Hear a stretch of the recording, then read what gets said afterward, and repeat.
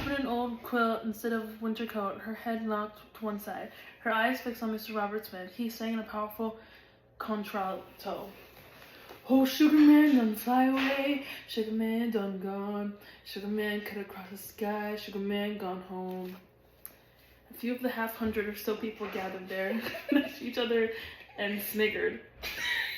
Others listened as though it were the helpful and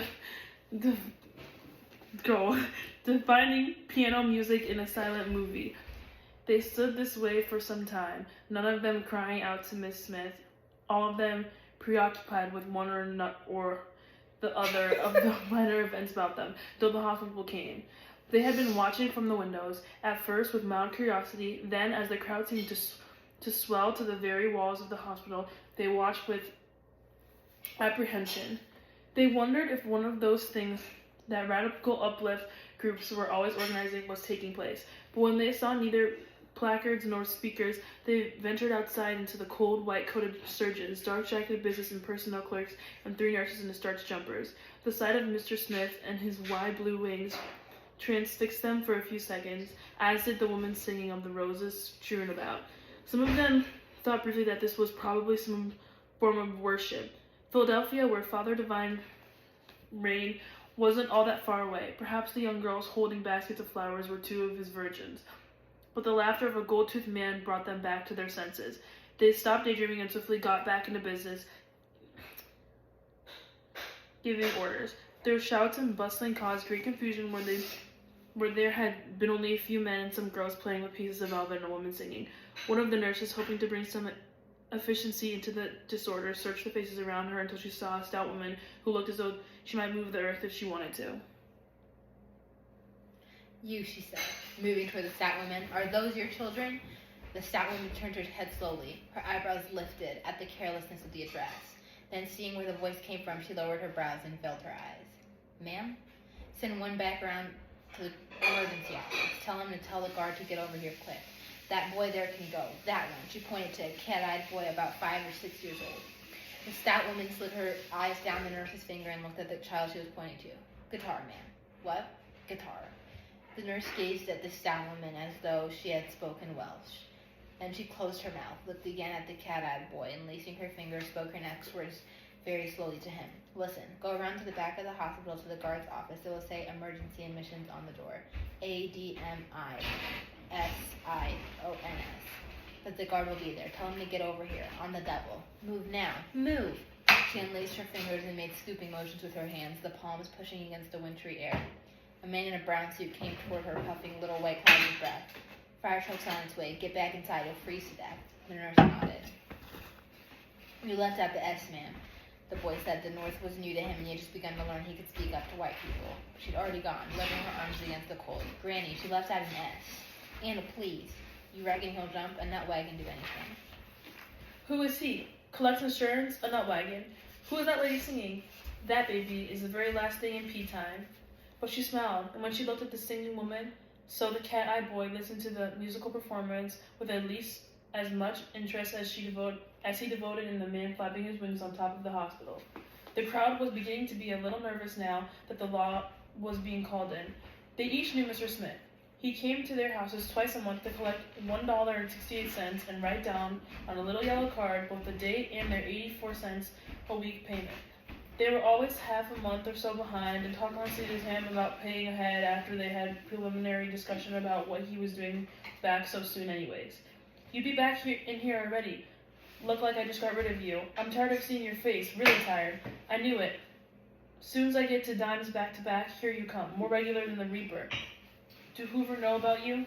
They kidded him, abused him, told their children to tell him they were out sick or gone to Pittsburgh. But they held on to those little yellow cards as though they meant something, laid them gently in their shoebox along with the rent receipts, marriage license, and expired factory identification badges. Mr. Smith smiled through it all, managing to keep his eyes focused almost the whole time on his customers' feet. He wore a business suit for his work, but his house was no better than theirs. He never had a woman that any of them knew about, and said nothing in church but an occasional amen. He never beat anybody up. He wasn't seen after dark, so they thought he was probably a nice man. but he was heavily associated with illness and death, neither of which was distinguishable from the brown picture of the North Carolina Mutual Life building on the back of their yellow cards. Jumping from the roof of Mercy was the most interesting thing he had done. None of them had suspected that he had it in him. You're good. You're on a roll. Just goes to I'll finish this page. Just goes to show they remember to each other. You never really do know about people. The singing woman quieted down and, humming the tune, walked through the crowd toward the rose-petaled lady who was still cradling her stomach. You should make yourself warm, she whispered to her, touching her lightly on the elbow. A little bird will be here with the morning. Oh, said the rose-petaled lady. Tomorrow morning? That's the only morning coming. It can't be, the rose-petaled lady said. It's too soon. No, it ain't. Right on time. The women were looking deep into each other's eyes when a loud roar went up to the crowd, a kind of wavy ooh sound. Mr. Smith had lost his balance for a second and was trying to gallantly to hold to a triangle of wood that jutted from the cupola. Immediately the singing woman began, "Oh, sugar man, don't fly. Oh, sugar man, don't gone." Downtown, the firemen pulled their greatcoats, but when they arrived at Mercy, Mr. Smith had seen the rose petals, heard the music, and leaped into the air. The next day, a colored baby was born inside Mercy for the first time. Mr. Smith's blue silk wings must have left their mark, because when the little boy discovered at 4 the same thing Mr. Smith had learned earlier, that only birds and airplanes could fly, he lost all interest in himself. To have to live without that single gift saddened him and left his imagination to bereft, that he appeared dull even to the women who did not hate his mother. The ones who did, who accepted their invitations to tea and envied the doctor's big dark house of 12 rooms and the green scene and called him peculiar. The others who knew that The house was more prison than palace, and that the Dodge sedan was for Sunday drives only. Felt sorry for Ruth Foster and her dry daughters. Called her son deep, even mysterious. Could he come with a call? Should have dried it and made him some tea from it to drink. If you don't, he'll see a ghost. You believe that? I don't, but that's what the old people say. Well, he's a deep one anyway. Look at his eyes. And they pried pieces of baked too fast sunshine cake from the roofs. After next time I do request.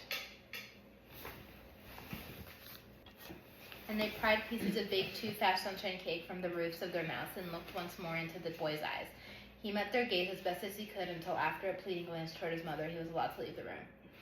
It took some planning to walk out of the parlor, his back blotched with the hum of their voices, open the heavy double doors leading to the dining room, slip up the stairs past all those bedrooms, and not around the attention of lean-in Corinthians, sitting like big baby dolls before a table heaped with scraps of red velvet. His sisters made roses in the afternoon, bright, lifeless roses that lay in pet baskets for months until the specialty buyer at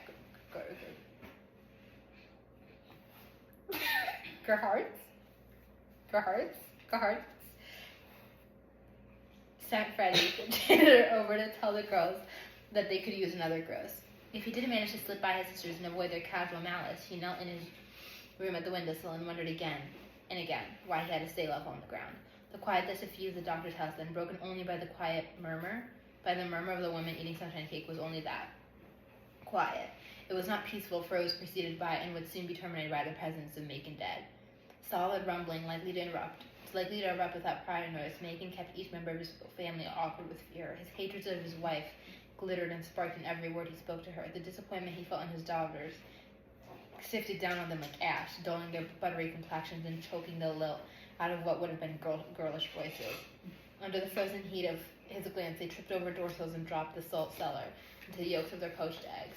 The way he mangled their gray sweat and self-esteem was a single excitement of their days. Without the tension and drama he ignited, they might not have known what to do with themselves. In his absence, his daughters bent their necks over blood-red squares of velvet and waited eagerly for anything of him and his wife's Ruth. Began her days stunned into silence by her husband's content, and ended them wholly animated by it. When she closed the door behind her afternoon guest and let the quiet smile die from her lips, she began the preparation of food her husband found impossible to eat. She did not try to make her meals nauseating, she simply didn't know how not to. She would notice that the sunshine cake was too haggled to put before him and decide on rennet dessert. But the grinding of the veal and beef for a meatloaf took so long she not only forgot the pork, settling for bacon drippings poured over the meat. She had no time to make a dessert at all. Hurriedly then, she began to set the table. As she unfolded the white linen and let it billow over the fine mahogany table, she would look once more at the large watermark. She never set the table or passed through the dining room without looking at it. Like the lighthouse keeper drawn to his window to gaze once again at sea, or a prisoner automatically searching out the sun as he steps into the yard for his hour of exercise. Ruth looked for the watermark several times during the day. She knew it was there, would always be there, but she needed to confirm its presence. Like the keeper of the lighthouse in the prison, or she regarded it as a mooring, a checkpoint, some stable visual object that assured her that the world was still there, that this was life and not a dream, that she was alive somewhere inside, which she acknowledged to be true only because the thing she knew intimately was out there, outside herself. Even in the cave of sleep, without dreaming it or thinking it at all, she felt its presence. She talked endlessly to her daughters and her guests about how to get rid of it, what might hide the single flaw in the splendid wood: Vaseline, tobacco juice, iodine, and sanding, followed by linseed oil. She had tried them all, but her glance was nutritious. The spot became, if anything, more pronounced as the years passed. The cloudy gray circle identified the place where the bowl filled every day during the doctor's life with fresh flowers had stood. Every day, when there was no flowers, it held a leaf arrangement, a gathering of twigs and berries, pussy willows, Scotch pine, but always something to grace the dinner table in the evening. It was for her father touch that distinguished his own family from the people among whom they lived. For Ruth, it was a summation of the affectionate elegance with which she believed her childhood had been surrounded. When Macon married her and moved into Doctor's house, she kept with the centerpiece arranging. Then came to the time when she walked onto the shore through the roughest part of the city to get some driftwood. She had seen an arrangement of driftwood and dried seaweed in the homemaker section of the newspaper. It was a damp November day, and the doctor was paralyzed even then, taking liquid food in his bedroom. The wind had lifted her skirt from around her ankles and cut through her lace shoes. She had to rub her feet down with warm olive oil when she had got back. At dinner, where just the two of them sat, she turned towards her husband and asked him how he liked the centerpiece. Most people overlook things like that. They see it, but they don't see anything beautiful in it. They don't see the nature that is already made inside it, perfect as it can be. Look at it from the side. It's pretty, isn't it? Her husband looked at the driftwood with its lacy beige seaweed, and without moving, he said, "Your chicken is red at the bone. And there's probably a potato dish that is supposed to have lumps in it. Mash ate the dish." Ruth let the seaweed disintegrate, and later, when its veins and stems dropped in curled brown scab on the table, she removed the bowl and brushed away the scabs. But the watermark hidden in the bowl as these years was exposed. And once exposed, it behaved as though it were itself a plant and flourished into a huge, suede gray flower that throbbed like fever and sighed the shift of sand dunes. But it could also be still, patient, restful. It could also be still, patient, restful, and still. But there was nothing you could do without knowing except acknowledging it. Use it for the verification of some idea you wanted to keep alive. Something else is needed to get from sun up to sundown. A balm, a gentle touch, or nuzzling of some sort. So Ruth rose up and out from her gluttonous inefficacy to claim her bit of balm right after the preparation of dinner and just before the return of her husband from his office. It was one of her two secret indulgences, the one that involved her son, and part of the pleasure it gave her came from the room in which she did it. A damp greenness lived there, made by the evergreen that pressed against the window and filtered the light. It was just a little room that Doctor had called a study, and aside from sewing machine that stood in the corner along with the dress, there was only a rocker and a tiny footstool. She sat in this room holding her son on her lap, staring in his closed eyelid and listening to the sound of his sucking, starting not so much from maternal joy as from a wish to avoid seeing his legs dangling almost to the floor. In the afternoon, before her husband closed his office and came home, she called her son to her. When he came into the little room, she unbuttoned her blouse and smiled. He was too young to be dazzled by her nipples, but he was old enough to be bored by the flat taste of her mother's milk. So he came reluctantly, as to a chore, and lay, as he had at least once a day of his life, in his mother's arms, and he tried to pull the thin, faintly sweet milk from her flesh without hurting her with his teeth. She felt him, his restraint, his courtesy, his indifference, all of which pushed her into fantasy. She had the distinct impression that his lips were pulling from her a thread of light.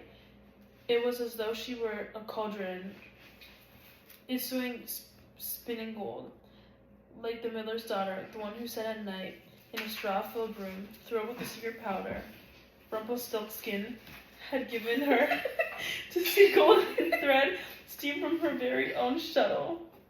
And that was the other part of her pleasure, a pleasure she hated to give up. So when Freddie the janitor, who liked to pretend he was a friend of the family, not just their flunky as well as their tenant, brought his rent to the doctor's house late one day and looked in the window past the evergreen, the terror that sprang to Ruth's eyes came from the quick realization that she was to lose fully half of what made her daily life bearable. Freddie, however, interpreted her look as a simple shame. That didn't stop him from grinning. Have mercy, I be damned. He fought the evergreen for a better look, hampered more by his laughter than by the branches. Ruth jumped up as quickly as she could and covered her breast, dropping her son on the floor and confirming for him what he had begun to suspect, that these afternoons were strange and wrong. Before either mother or son could speak, rearrange themselves properly, and exchange a look, Freddie had run around the house, climbed the porch steps, and was calling them between gulps of laughter. Miss Ruthie, where are you? Where you all at? He opened the door to the green room as though it were his now. I be damned, Miss Ruthie, when was the last time I seen that? I don't even know the last time I seen that. I mean, ain't nothing wrong with that. I mean, old folks swear by it. It's just, you don't see it appear that much. But his eyes were on the boy, appreciative eyes that communicated simplicity she was excluded from. Freddie looked the boy up and down, taking in a steady but secretive eyes and the startling contrast between Ruth's lemony skin and the boy's black skin. It used to be a lot of women folk nursed their kids a long time down south. A lot of them. But you don't see it much no more. I knew a family. The mother wasn't too quick, though. Nursed hers till the boy, I reckon, was near about 13. That's a bit much, isn't it?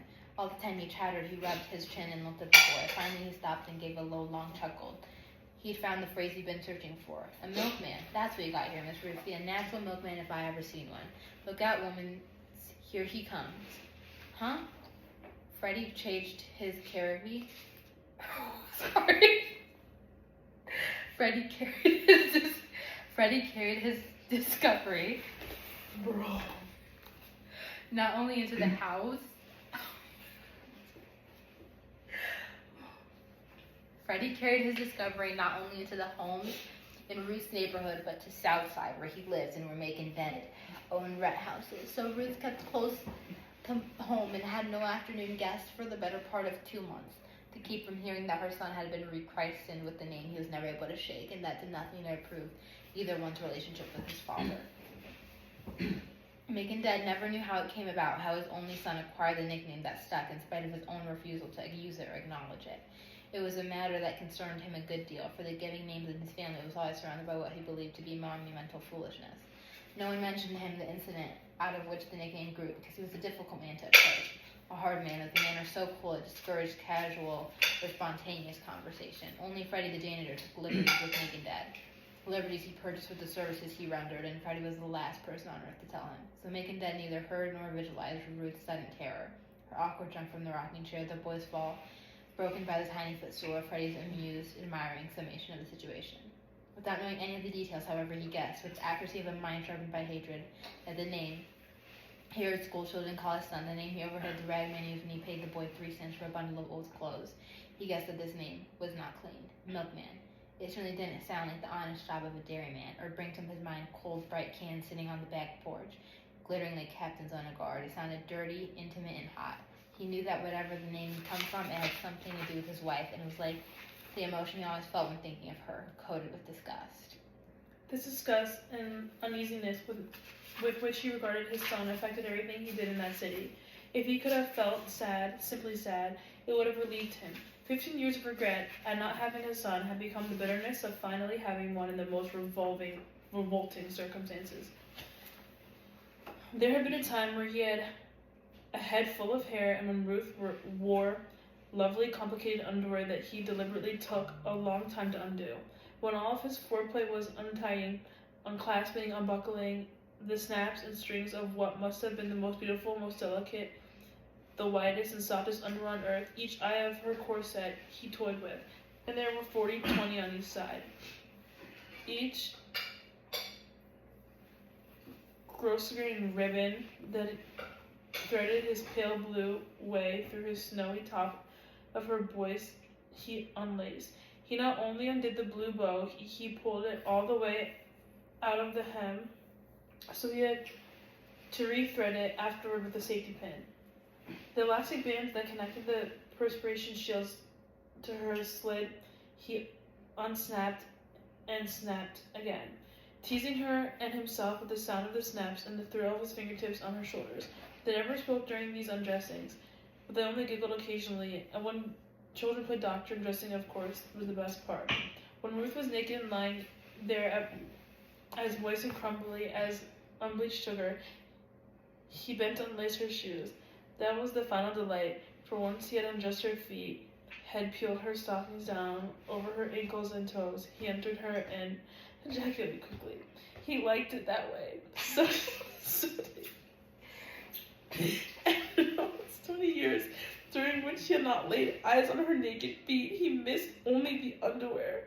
Once he believed that the sight of her mouth on the dead man's fingers would be the thing he would remember always. He was wrong. Little by little, he remembered fewer and fewer of the details until finally he had to imagine them, even fabricate them, guess what they must have been.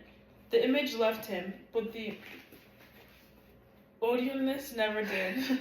For the nourishment of his outrage, he depended on the memory of her underwear. Those round, innocent, corset eyes now lost him forever. So if the people were calling his son Milkman, and if she was lowering her eyelids and dabbing at the sweat on her top lip when she heard it, there was definitely some filthy connection, and it did not matter at all to make him dead whether anyone gave him the details or not. And they didn't. Nobody both dared enough and cared enough to tell him.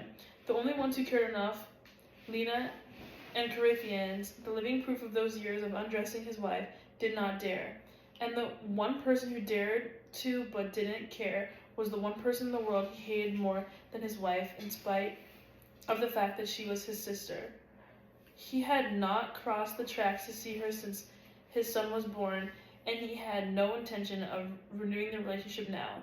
Macon dug into his pocket for his keys and curled his fingers around them, letting their bouncy solidity calm him. They were the keys to the doors of his house, only 4 true houses, the rest were really shacks. And he fondled them from time to time as he walked down Not Doctor Street in his office. At least he thought of it as his office, but he painted the word office on the door. But the plate glass windows contradicted him. In peeling gold letters arranged in semicircle, his business establishment was declared to be Sonny's shop. Scrapping the previous owner's name of the hardly word the trouble since he could scrape from anybody's mind, his storefront office was never called anything but Sonny's shop. Although nobody now could remember 30 years back, where presumably Sonny did something or other there. He walked there now, strutted is the best word, for he had a high behind and athlete stride, thinking of names. Surely he thought, and his sister had some ancestors, some lithe young man with onyx skin and legs as straight as cane stalks, who had a name that was real, a name given to him with birth, love, and seriousness, a name that was not a joke, nor a disguise, nor a brand name.